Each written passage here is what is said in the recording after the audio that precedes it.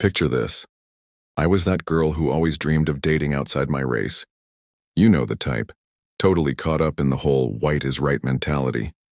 I'm not proud of it now, but back then, that was my whole world. So when I met James at this fancy downtown bar, I thought I'd hit the jackpot. Tall, incredibly fair-skinned, with the most striking blue eyes I'd ever seen. And that accent, pure British charm. He was everything I'd fantasized about. We clicked instantly, and things moved pretty fast. Maybe too fast, looking back now. When I found out I was pregnant 3 months into our relationship, I was actually excited.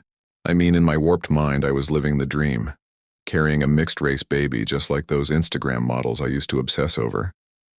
But life has a funny way of teaching you lessons, doesn't it? It was during a dinner with James's family when the truth came out. His mother, this beautiful dark-skinned Nigerian woman, started sharing family photos.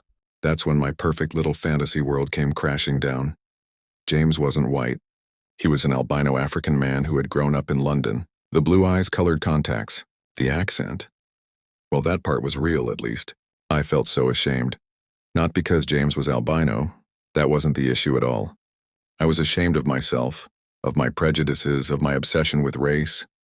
Here I was, a grown woman, living out some weird fantasy instead of seeing people for who they really are.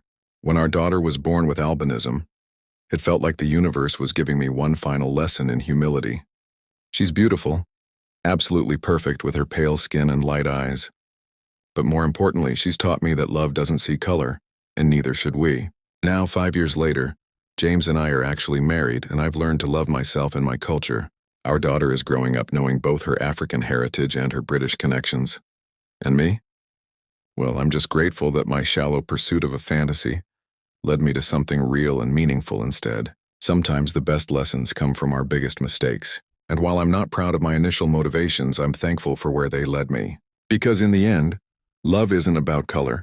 It's about the person underneath.